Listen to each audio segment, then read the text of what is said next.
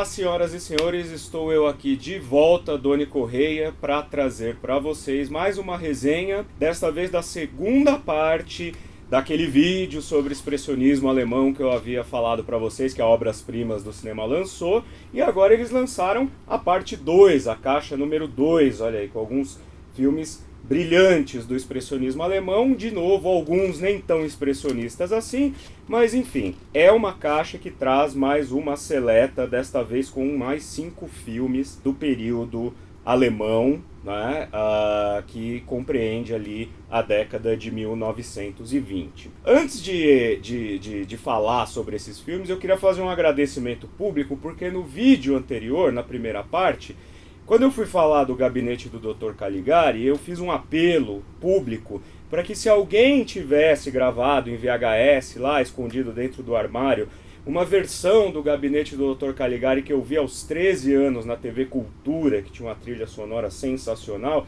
para que, se alguém tivesse isso, para que entrasse em contato, porque eu não vejo esta cópia há muito mais de 20 anos. E me acharam, eu achei a cópia. Eu queria agradecer o meu querido amigo Roger Lombardi, poeta como eu, coincidentemente a gente está na mesma editora, né? Somos autores da mesma editora, e aí chegou até mim. Hoje eu posso dizer que eu tenho todas as cópias do gabinete do Dr. Caligari que se conhecem disponíveis aí, pude matar a minha saudade de adolescente, não é? Agradeço muito e convido vocês a irem lá no canal, né, aqui no Cinemascope, irem lá no primeiro vídeo para vocês verem esse vídeo da primeira parte aí do expressionismo alemão, em que eu faço uma contextualização.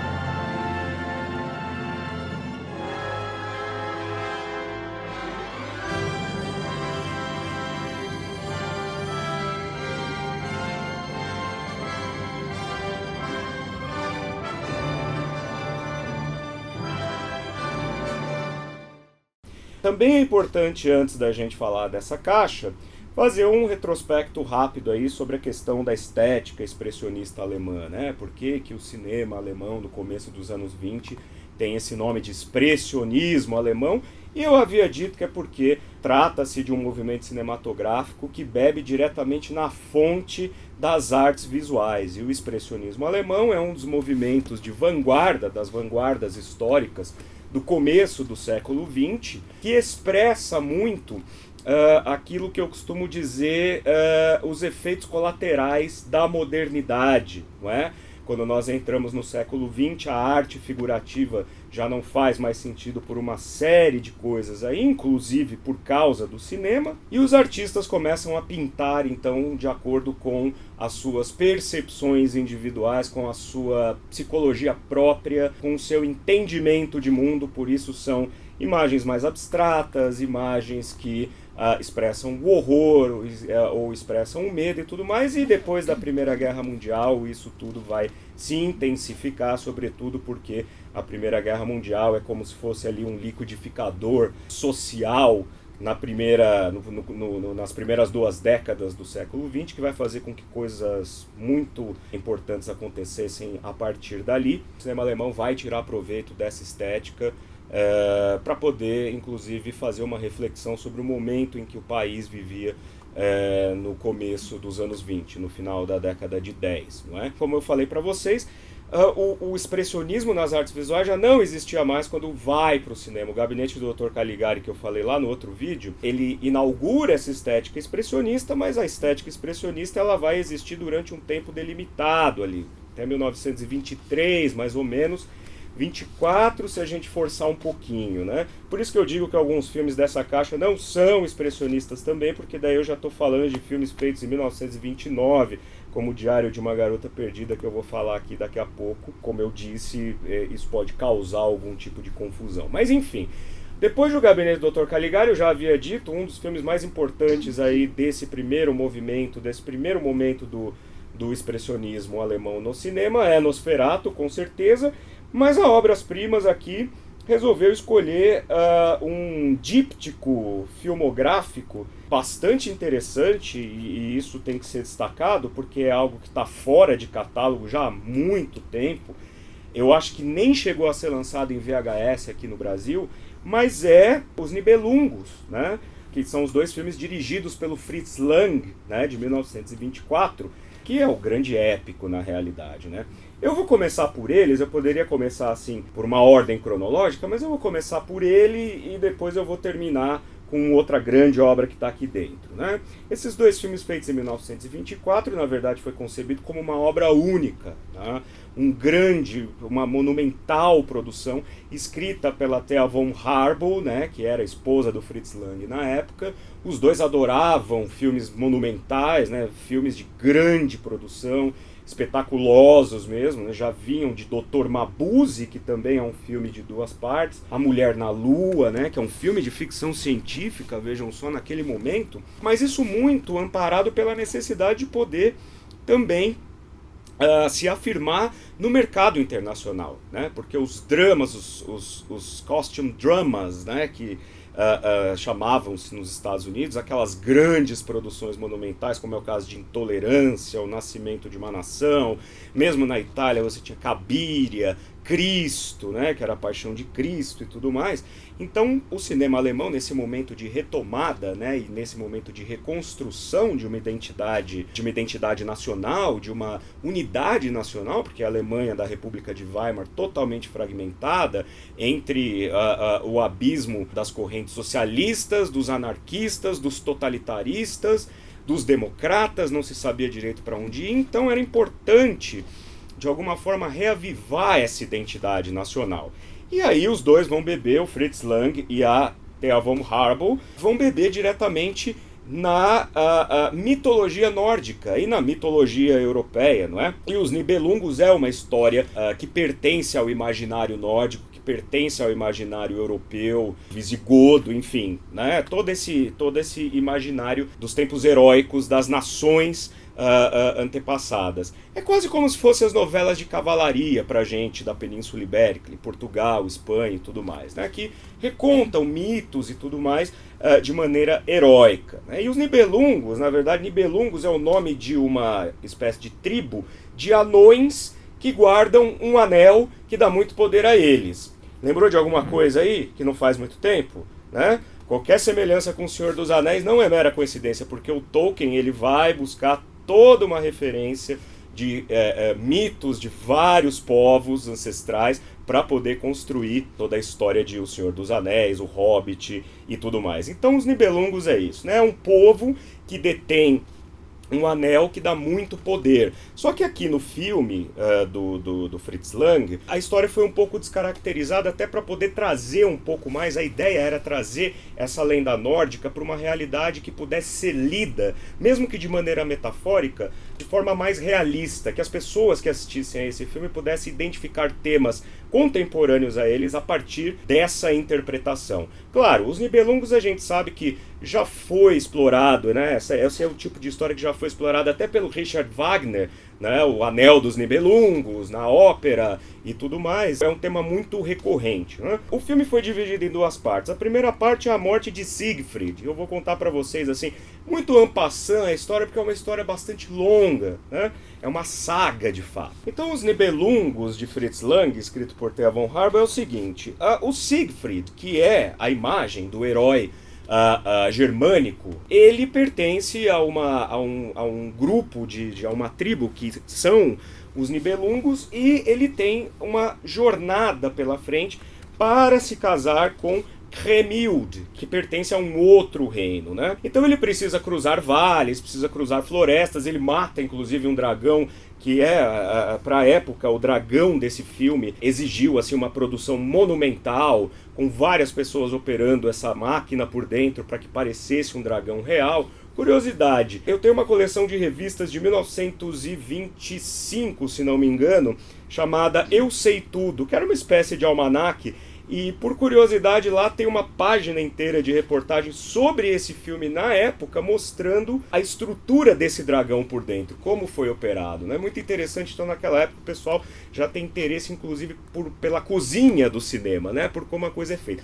Então ele tem que atravessar vales, rios, florestas e tudo mais, mata esse dragão, que é um entreposto ali no meio do caminho dele para ele poder chegar até o castelo do outro reino para desposar Kremhild, né? E se banha no sangue do dragão para poder então, ali é como se fosse um ritual de fechamento de corpo. E chegando ao outro reino, ele realmente vai desposar Kremhild, e Kremhild tem uma irmã que chama Brunhild, que é uma espécie de Ruth e Raquel, né? Quer dizer, você tem a boa e você tem a ruim, né? E essa ruim, com muita inveja, ela incita uma espécie de golpe de estado que culmina na morte do Siegfried, né? O primeiro filme termina quando o Siegfried é morto. E a segunda parte, que na verdade é outro filme, mas é uma continuação da mesma história, foi filmado junto, A Vingança de Kremhild. A Kremhild, então, ela acaba se aliando a alguns outros povos para poder tramar essa vingança. Ela se casa com Átila, que é rei dos Hunos, né? Se vocês forem na história, tem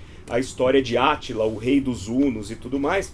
Tem filmes e tudo. Então ela se casa com ele para conseguir chegar a esse povo inimigo responsável pela morte do Siegfried. E no final, o Fritz Lang filma uma verdadeira destruição, um verdadeiro holocausto, porque ela consegue matar o homem responsável pela morte de Siegfried. O castelo pega fogo, né? E aí é um incêndio monumental, que na época em que o filme foi realizado demandou que a cidade fosse isolada em volta dos estúdios da UFA, os bombeiros ficassem de prontidão. O incêndio começou às 10 da noite, quando o filme começou a ser rodado, quando essa sequência começou a ser rodada, e terminou às 6 horas da manhã, né, para eles poderem apagar e tudo mais e controlar o fogo. E é verdadeiramente um espetáculo quando você assiste. No final das contas, a própria Kremhild acaba sendo morta e nos braços do Átila é carregada para dentro do castelo em chamas, ou seja, os dois acabam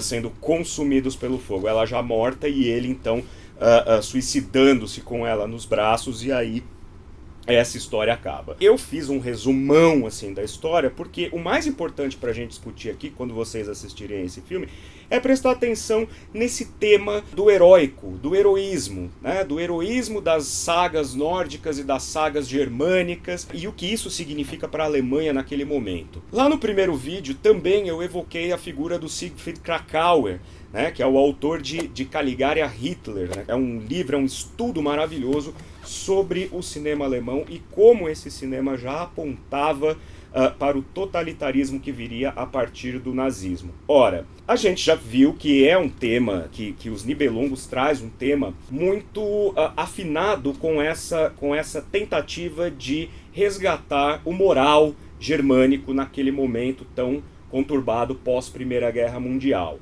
Então é um filme nacionalista, não é? É um filme que tenta afirmar a raça germânica ao mesmo tempo que tenta afirmar a cultura germânica para o exterior. Nesse aspecto deu certo, porque esse filme ele foi comprado por uma série de países. Foram mandadas cópias para a Inglaterra, para os Estados Unidos.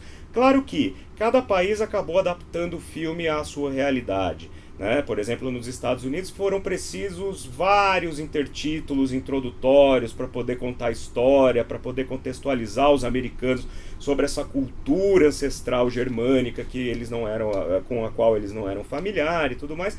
Por isso que hoje em dia a gente encontra esses filmes dessa época, quase todos assim, cada um tem uma versão diferente da outra, né? Porque um foi cortado para ser mais, para ficar mais curto, outro recebeu mais cartelas para poder explicar a história.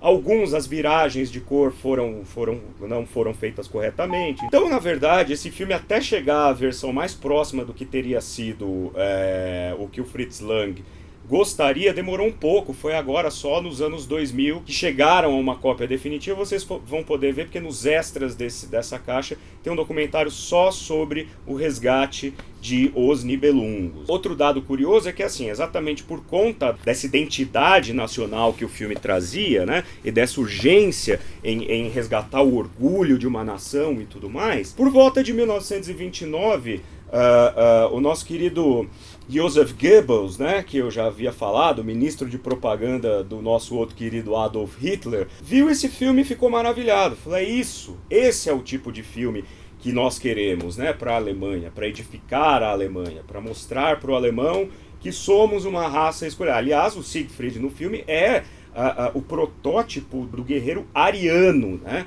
do guerreiro de puro sangue, daquele guerreiro que descende de Atlântida, como a loucura nazista pensava que eram os arianos, enfim. Imediatamente chamou Fritz Lang, em 1931, mais ou menos, e ofereceu ele. Falou, olha, o negócio é o seguinte, você já sabe que está tudo meio que configurado para que a gente passe de oposição à situação aqui no país. Isso viria a acontecer em 1933, com a ascensão de Hitler. Nós acreditamos muito no cinema como forma de expandir nossas ideias e a gente queria que você fosse o nosso cineasta oficial. Ofereceu ao Fritz Lang, então, que ele fosse o grande, né, cineasta do Reich.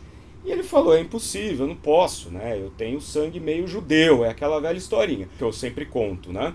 Eu tenho sangue meio judeu, metade da minha família é judia, então não posso, né? Quer dizer, vocês estão discriminando os judeus, proibindo, mais tarde proibiriam casamentos e tal, mas já havia um antissemitismo fervendo ali muito forte. E o Goebbels falou para ele, não se preocupe porque aqui nós dizemos quem é judeu e quem não é judeu.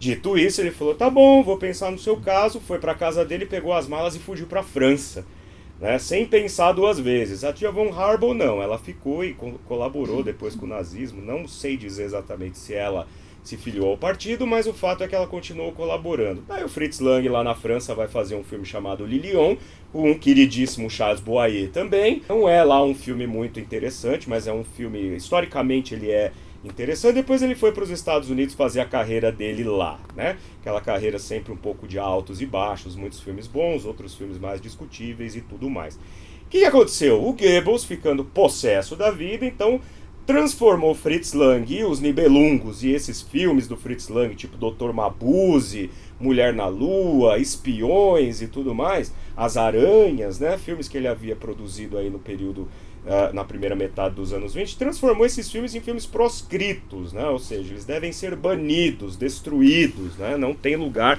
para esse tipo de filme dirigido por desertores na nossa Alemanha. Por isso, esses filmes, né, principalmente produzidos nessa época, nos anos 20, eles são tão díspares, né? Por exemplo, Metrópolis, né, que é um filme que esboça bem essa crítica social e essa crítica cultural, que depois ele vai realizar já mais perto do final dos anos 20, é um filme que também passou anos assim com 3, 4 cópias diferentes, cópias que iam de 1 hora de duração a 2 horas e 10, né? Então você nunca sabe qual a cópia verdadeira, foram precisos anos de pesquisa para que se chegasse a uma cópia consolidada e tudo mais. O mesmo aconteceu com Nibelungos, né? Não obstante, essa cópia está excelente, está com as viragens verdadeiras, está com aquele tom meio de sépia bacana, os intertítulos originais em alemão, né? Não tem aqueles intertítulos exaustivos no começo para explicar a história e tudo mais, então vale muito a pena essa cópia que a Obras Primas colocou nesta caixa. Bom, agora o próximo filme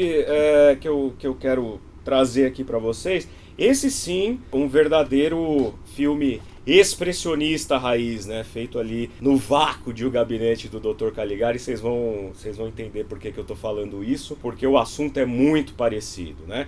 Lá no Gabinete do Dr. Caligari eu tinha falado para vocês de toda a simbologia que havia por trás do doutor e do seu sonâmbulo, o Cesare, né? O Cesare, na verdade, representaria aí justamente essa sociedade alemã do pós-guerra destruída, sonâmbula, sob o jugo de forças sobrenaturais, né? Que ordenavam quando e como essa nação deveria acordar e quando e como deveria dormir de novo, né? Então, quer dizer, aquela coisa desgovernada, você não governa o seu próprio destino. O Golem parte de uma outra história da mitologia, só que dessa vez da mitologia judaica. O Golem é um personagem da mitologia judaica que existe justamente para proteger os judeus nas várias perseguições que sofreram desde a origem e sofrem até os dias de hoje. Esse filme, dirigido pelo Paul Wegener, já havia sido filmado por volta de 1913 ou 1914, eu não me recordo muito bem agora, mas já havia sido feito antes da guerra, pelo próprio Paul Wegener. E é a história justamente de uma espécie de feiticeiro, vamos dizer assim, ou de um mago, ou de alguém com uma espiritualidade muito avançada, que é consultado pelos sábios ali daquele grupo de judeus, porque eles estão sofrendo perseguição e eles precisam de alguma forma se proteger. E esse, então, magnânimo, este homem espécie de feiticeiro, ele cria um boneco de barro chamado Golem e dá vida a ele. Aí a gente vai recorrer de novo aí a mais uma analogia, por exemplo, com Frankenstein, que é aquele personagem da Mary Shelley que ganha vida, o Prometeu moderno, Mas tem uma coisa muito curiosa que eu já vou adiantar para vocês. Tem uma cena, tem muitas cenas no Golem aqui de 1920, do Paul Wegener, que vão reverberar lá no Frankenstein de 1931, com o Boris Karloff, por exemplo. Tem uma cena no filme do Boris Karloff de uma menininha tentando se comunicar ali com o Frankenstein com uma flor na mão, Vocês devem se lembrar dessa cena, tentando contato com ele, porque o Frankenstein é uma besta fera, Quer dizer, ele não tem empatia, ele só vai e destrói. E aqui tem uma cena muito parecida com essa cena, porque o Golem, obviamente, depois de criado, ele sim passa então a servir como uma espécie de guarda supremo daquela comunidade judaica, até o momento em que ele resolve que ele quer viver a própria vida, quer sair de casa, quer ganhar independência, quer fazer as coisas de acordo com a vontade dele, não de acordo com o mestre dele, ou os mestres dele. E nesse momento em que ele se rebela, ele realmente perde o controle, ele perde a noção daquilo que vai ser, daquilo que é bom, daquilo que é certo, daquilo que é errado, daquilo que ele tem que defender, e do defendido. Então tem uma cena nesse momento em que mostra realmente uma garotinha tentando se comunicar com o Golem às portas de um forte que ele está tentando invadir, que lembra depois, o Frankenstein vai lembrar muito essa cena da época. Essa história, como ela é feita em 1920, ela tem exatamente essa temática do ser criado a partir do barro, que ganha vida e vontade própria, se afina muito com aquela história que eu havia dito a respeito da nação alemã estar completamente subjugada por um poder maior que ditava o que deveria ou não ser feito. Mesmo antes da guerra, quer dizer, na iminência de uma guerra ali em 1914, 1915, você já tem as invasões de outras ideologias e outras políticas que vão de encontro, chocam-se, na realidade, com os interesses nacionalistas alemães. O nacionalismo é uma palavra de ordem muito forte nessa época, porque várias nações estão se consolidando como tal, A própria Itália como nação, conforme a gente conhece, é do final do século XIX. Mas aqui na questão do Golem, esse ser que ganha vida e que resolve então agir por vontade própria, mostra exatamente isso, a necessidade de uma autoafirmação. Aquilo que os Nibelungos vão mostrar depois, em 1924, porque esse é de 1920, como eu falei, é um passo seguinte, na realidade, ao Golem, Quer dizer, primeiro você se rebela, primeiro você mostra ao seu dominador que você tem vida e vontade própria, e depois você se afirma como herói de uma causa inerente aos oprimidos, Esse filme é lindíssimo, tem alguns efeitos especiais belíssimos de fotografia, uma coisa que o expressionismo era muito bom, são exatamente esses truques que se fiam no claro e escuro, nos cenários bidimensionais, que é até uma questão de economia, os cenários bidimensionais, para que não houvesse necessidade de grandes construções e tudo mais. E com certeza é uma refilmagem muito interessante do Golem original de 1914, que ainda existe, também dá para assistir. Essa história de reciclar velhos temas, inclusive, é uma constante ali no período do expressionismo. Se a gente levar em consideração também um outro filme que não está aqui nessa caixa, mas merecia estar, que é O Estudante de Praga, né, que também é de 1913 o original, e depois em 1924 vai ser refilmado. Bom, e o filme seguinte, então, Diário de uma Garota Perdida, esse não é um filme expressionista, tá na caixa errada. Mas já que tá nessa daqui, a gente vai falar porque, independente de ser ou não expressionista, é um filme importantíssimo para a história não só do cinema alemão, mas também do cinema mundial. Esse filme, que é dirigido pelo Georg Wilhelm Pabst, né, G.W. Pabst, como você deve estar acostumado a ver por aí. Na outra caixa a gente já havia falado de A Caixa de Pandora, que é o filme mais conhecido dele.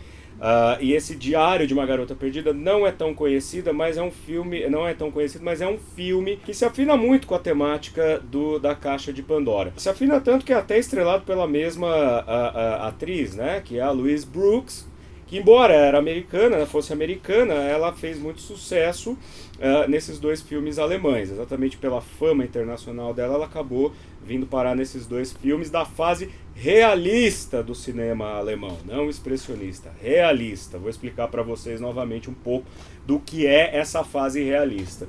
O cinema alemão nos anos 20 a gente pode dividir em três grandes partes, né? O expressionismo, como eu já falei, isso eu estou falando do pós-guerra, né? Década de 20, portanto. Expressionismo, até mais ou menos 23, 24, a época da recuperação econômica do país, que coincide com alguns planos de recuperação incentivados por nações e potências internacionais, como os Estados Unidos, principalmente, a Inglaterra, né, e que isso vai afetar diretamente o cinema, não só nas temáticas e não só na estética, mas também no negócio cinematográfico alemão, porque é quando as grandes produtoras americanas começam a entrar no mercado alemão, justamente pela excelência estética e artística dos filmes expressionistas, que ganham um mundo. Os Estados Unidos, claro, já pensa num novo mercado para poder lucrar com isso. Então os grandes estúdios começam a comprar cotas ali da UFA, da Decla Bioscope, né, e começam a entrar com tudo, né?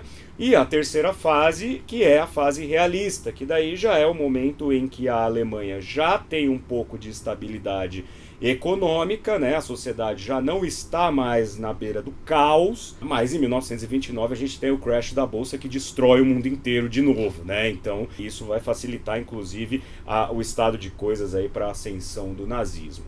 Diário de uma Garota Perdida pertence a essa fase realista, então. E o que é a fase realista? É quando os diretores começam a produzir filmes cuja temática se afina com o dia a dia, com a realidade, principalmente com a realidade burguesa, né? Há sim um sentido de crítica que eu vou mostrar para vocês, que o enredo de O Diário de uma Garota Perdida deixa isso muito explícito, mas aí já não tem mais a ver com aquele onírico ou com aquela questão fantasiosa ou de horror do expressionismo, e também já não lida tanto com as questões das pessoas que moram em pequenos burgos, que moram em cortiços, como a gente vai ver em A Última Gargalhada. Já é um filme que mostra uma sociedade um pouco mais próspera, e é aí que mora o perigo, né? Porque dentro dessa sociedade próspera é onde começam a florescer algumas questões um tanto quanto obscuras, que é o que o Pabst vai abordar nesse filme. Bom, a Louise Brooks vive uma personagem chamada Tie Min, que é uma filha de uma família burguesa, uma família de classe média, né, numa Berlim ali já estabilizada. O pai dela tem uma farmácia. O filme começa com a governanta dessa casa, de quem a Louise Brooks, no caso aqui, é muito próxima, saindo da casa dos patrões, saindo da casa dela porque está grávida, né? Então ela não pode ficar ali porque não sabe quem é o pai e tudo mais. Depois a gente vai saber os podres, né, os pormenores aí dessas relações, e vai embora, né? E aí, curiosamente, o destino acaba se repetindo com a própria Tie Min, né, com a própria Louise Brooks, né? Porque ela é seduzida pelo assistente do pai dela, não é? Que é um inescrupuloso, fica grávida, só que ela se recusa a casar, ela não quer casar com ele, e é expulsa de casa, né? E acaba tendo esse filho de fato, só que ela é separada desse filho no nascimento da criança e levada a uma espécie de reformatório. Com todas as reviravoltas da história, ela acaba sendo resgatada desse reformatório, mas vai parar num prostíbulo, né? Quer dizer, e acaba encontrando nesse prostíbulo, se não me falha a memória, a empregada. Bom, na realidade, o que acontece é que depois de várias reviravoltas, que tem muito a ver com dramas cotidianos e tudo mais, o próprio conde, tem um conde na história que acaba levando a Louise Brooks à prostituição, ela acaba se casando com este conde e se tornando uma condessa. Então, tudo leva a crer que houve uma virada, né? Quer dizer, houve um final redentor, mas não é bem isso que o Pabst está mostrando pra gente. O que o Pabst está fazendo é dissecando essa classe média, essa burguesia, essa nova classe média alemã, para mostrar as contradições, para mostrar justamente as perversões, né? Se a gente tem algumas cenas muito icônicas que a gente pode fazer uma leitura dessa questão da perversão, principalmente quando a Louise Brooks está no reformatório, tem lá uma espécie de diretora que fica obrigando as meninas a se exercitarem no ritmo da batida que ela quer, e ela se compraz com aquela coisa de exigir das meninas que estão lá sofrendo para fazer exercício. Tem uma espécie de orgasmo sádico, intelectual, de caráter, enfim, como queiram, né? A ideia do Pabst aqui é mostrar justamente esses pecadilhos, né, e esses desvios de caráter são a base dessa nova burguesia, dessa nova classe média alemã, não é? Que na verdade mostra para a sociedade uma espécie de respeitabilidade, mas que por dentro está sendo comido por cupins. Olha o Aquarius aí, que beleza, né? Foi um mestre realmente nesse tipo de filmografia, né, que examina esse período do cinema alemão. Particularmente não é o meu período do cinema alemão favorito, mas eu reconheço que a grande importância está justamente no fato de poder mostrar no calor do momento uma nova sociedade burguesa que ascendia a uma espécie de estabilidade, e é essa classe média nova que vai levar Hitler ao poder somente alguns anos depois, porque não se esqueçam que Hitler foi alçado ao poder com apoio,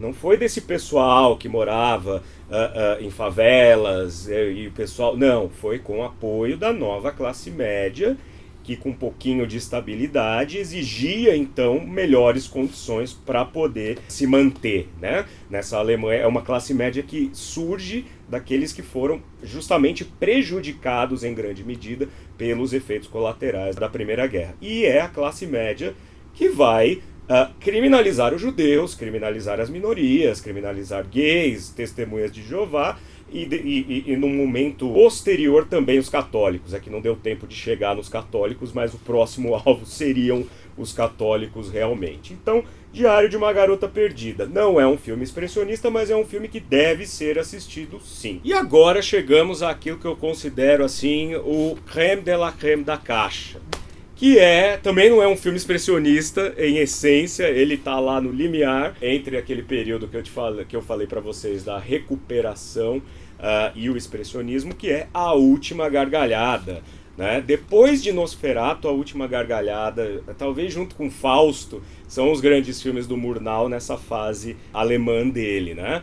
E esse filme é de 1924, por isso que eu digo que está ali bem no limiar mesmo do expressionismo com esse período que já vai caminhar para o realismo, mas passa pelo período da recuperação do país, passa pelo Kammerspiel, que eu falei no outro programa, né, na primeira parte, que é o drama de câmara, né, que são os dramas mais intimistas e tudo mais. Bom, esse filme é um espetáculo sobre vários aspectos. Primeiro, que o Murnau vinha de uma pesquisa muito interessante do que seria o filme universal, do que seria o filme que poderia ser mostrado em qualquer parte do mundo sem a necessidade de qualquer intertítulos e seria entendido por qualquer audiência. Nesse filme ele consegue fazer isso. Só não conseguiu eliminar definitivamente os letreiros por uma questão comercial que eu já vou chegar lá e explicar para vocês. Mas A Última Gargalhada é o seguinte: é um filme com Emil Jannings, e filmes alemães com o Emil Jannings dos anos 20, para mim já é maravilhoso, porque é de fato um dos maiores atores que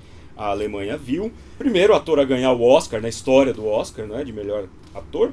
E o filme A Última Gargalhada versa sobre o seguinte: o Emil Jannings é um homem que ele já está com uma certa idade, já está idoso, e ele trabalha num hotel de luxo em Berlim. Ele é porter, né? Ele é o porteiro-chefe. E ele é o mais antigo, então ele é o mais respeitado. Ele cuida daquela indumentária dele do uniforme dele com zelo, ele se orgulha de usar aquele uniforme, é como se fosse um uniforme militar, é como se ele tivesse uma patente militar, e eu não estou falando isso à toa, mas ele usa aquela indumentária toda com muita imponência, né? Ele dá conselhos para os jovenzinhos que estão começando na profissão. Quando chega assim um carro de algum hóspede mais importante, com baús e com malas grandes, é ele quem vai lá na chuva, recebe convidados, pega as malas pesadas sozinho, se orgulha de conseguir carregar um baú inteiro sozinho com uma mão só e tudo mais, né? E ele mora num cortiço, numa espécie de cortiço, de uma classe mais baixa, né? Onde moram as pessoas mais pobres e tudo mais, e todo mundo se conhece, é uma espécie de comunidade ali. E nessa comunidade ele é como um deus, porque quando ele chega do trabalho com aquela indumentária toda dele, todos o admiram, todos o reverenciam, é como se aquilo conferisse a ele uma autoridade ímpar, né? E a filha dele vai casar, né? Quer dizer, tá, a vila em que ele vive toda tá lá mobilizada para o casamento da filha, porque, poxa, né? A filha do grande, né, do mais sábio, do mais poderoso, da aldeia, vamos colocar assim, tá se casando, então tudo fica mobilizado em torno disso e tal. Só que aí acontece o problema. Ele volta para trabalhar no dia seguinte, sai da casa dele totalmente vestido com aquela indumentária, sendo aplaudido, reverenciado, aquela coisa toda. Quando ele chega no trabalho, ele é chamado ao escritório do gerente, e o gerente diz o seguinte para ele: olha, você já está trabalhando aqui com a gente há muito tempo, você é um dos funcionários mais experientes, portanto mais antigos, só que a gente está vendo que você já não tem o mesmo vigor de antes, né? Você não tem a mesma agilidade com as malas, você não tem a mesma malemolência ali e tudo mais. Mas a gente não vai te demitir por respeito à sua antiguidade aqui com a gente, né? A gente vai colocar você num outro departamento. E ele é transferido para a faxina dos banheiros. E isso, na realidade, é o mote da questão, é o mote da discussão do Murnau, porque não se trata apenas de demover um personagem, né, do cargo. Claro que ele fica escandalizado com isso, ele refuta, tem até uma cena bastante triste, porque ele ali no escritório do gerente dele, ele tenta provar que ele ainda é um homem forte, daí ele tenta pegar um baú que está no canto assim e não consegue, né, dar aquela esgotada assim. E ele vai ter que trabalhar mesmo fazendo faxina no banheiro. Talvez, pela psicologia do personagem, isso não seria um problema tão grande para ele. Só que lembrem-se que ele é tido como um deus na comunidade em que ele mora. Como é que ele vai chegar agora do trabalho sem aquela indumentária toda?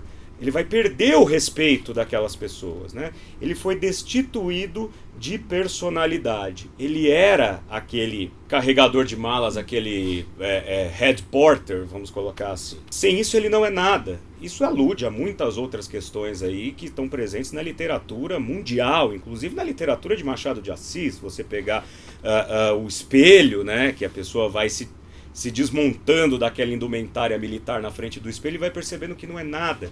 E é isso que acontece com o nosso personagem aqui do Emil Jannings. Ele dá um jeito de furtar o uniforme dele para pelo menos poder voltar para casa naquela noite, porque a filha dele vai casar e tudo, e vai ter festa. E ele não quer chegar, né, daquele jeito como um miserável a partir daí. Mas ele acaba sendo descoberto, né? Há uma outra reviravolta ali que acaba sendo descoberto e de fato as pessoas começam a olhar para ele assim, ele já não é mais a figura mais importante ali daquela comunidade, né? Ele perde a autoridade dele. E aí nós temos uma sequência de sonho que, na verdade, não é de sonho, ele está um pouco ébrio, né? Porque teve a festa, ele bebeu muito, e aí é que o Murnau mostra a genialidade dele e a forma como ele aproveita tudo que ele aprendeu com o expressionismo nesse filme. Quando o Emil Jannings está bêbado, ele começa a ter um sonho que é uma mistura do que a gente veria depois no surrealismo com o expressionismo que ficou lá atrás. Imagens distorcidas, alguns absurdos, do tipo nesse sonho dele, nesse devaneio é a melhor palavra, ele se vê carregando duas malas com uma em cada braço, de novo por cima, se vê como uma autoridade e tudo mais, mas ele acorda disso e descobre que, na verdade, aquilo tudo se acabou. E o final desse filme, segundo o Murnau concebeu, ele deveria terminar mesmo ali, desamparado, sozinho e triste, dentro do banheiro com o balde e o esfregão na mão, né? Mas, lembrem-se que eu falei para vocês quando eu estava falando dos Nibelungos, que quando os filmes chegavam em outros países, eles eram adaptados para a realidade local. Quando A Última Gargalhada chega nos Estados Unidos, e por conta de alguns estúdios terem cotas na produção alemã já nessa época, como eu também disse, quando esse filme chega nos Estados Unidos, os produtores falam, mas é impossível, né? Aqui nos Estados Unidos o mal nunca se dá bem, esse homem não pode morrer na miséria, né? Vai ter que dar um jeito. E é aí que eu falei que o Murnau teve que abrir concessão, muito a contragosto, e colocou 2 intertítulos no final, que é o seguinte: esse personagem do Emil Jannings, ele tá lá, termina a última cena desolado dentro do banheiro, balde, esfregão e tudo mais, né? Tudo dando a indicar que ele vai morrer nessa profissão mesmo, e não vai demorar muito, vai morrer de desgosto. E aí um intertítulo nos diz que um milionário que estava hospedado naquele hotel havia deixado em testamento que ele deixaria, como ele não tem herdeiros, toda a fortuna dele seria dada ao último homem que ele visse antes de morrer. E esse homem tinha morrido dentro do banheiro, amparado pelo Emil Jannings. Então o Emil Jannings fica milionário, né? Tipo, tá resolvido o problema. E Deus ex machina, ele fica milionário, né? E o filme tem um final feliz. O Murnau ficou possesso da vida quando teve que fazer essa concessão. Eu ficaria. Mas não teve jeito, o Murnau teve que abrir essa concessão. Porém, isso não diminui em nada o discurso por trás do filme, que agora eu vou tentar dar uma esmiuçada, sempre levando em consideração a situação alemã daquele momento. O que o Murnau está mostrando para a gente é exatamente algo que ficaria muito mais potencializado na sociedade de consumo, pelo menos uns 30 anos depois, vamos dizer assim, depois da Segunda Guerra Mundial, que é aquela coisa da sedução violenta, que é a dominação cultural, vamos dizer assim. Disseram para esse homem, para esse personagem do Emil Jannings, que ele era um head porter de respeito por causa da indumentária e tudo mais. E ele vestiu a casaca, né? Ele vestiu ele se tornou aquele personagem, né? Ele se tornou o Caligari. Vamos fazer uma analogia aí com o gabinete do Dr. Caligari de novo. Quer dizer, sem essa indumentária ele não é absolutamente nada, ele não tem validade social, digamos assim. É mais ou menos, se vocês pegarem, por exemplo, A Náusea, do Sartre, tem um exemplo disso que é assim, é o garçom, né? Você chega pro garçom e diz, garçom, né, você... Né, e ele veste aquele personagem de garçom, ele se torna um personagem de si próprio.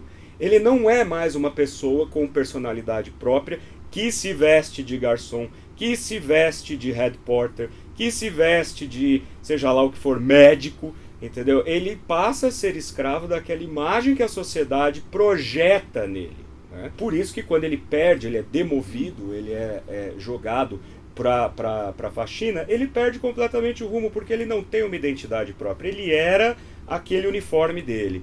E isso é muito importante ali nesse momento da economia e da sociedade alemã, justamente porque era uma discussão do que seria a identidade, do que seria uma sociedade mais justa, uma sociedade estável na Alemanha daquele período, né? E também para poder discutir um pouco a condição de vida daquelas pessoas que estavam em situação de maior risco, como os personagens que cercam o Emil Jannings ali e ele próprio, né? Esse filme esteticamente tem umas invenções maravilhosas. Eu já falei para vocês desse devaneio do Emil Jannings, mas a gente tem também uma cena, como eu falei, o Murnau ele não queria se fiar em nenhum tipo de recurso que não fosse estritamente visual para contar a história.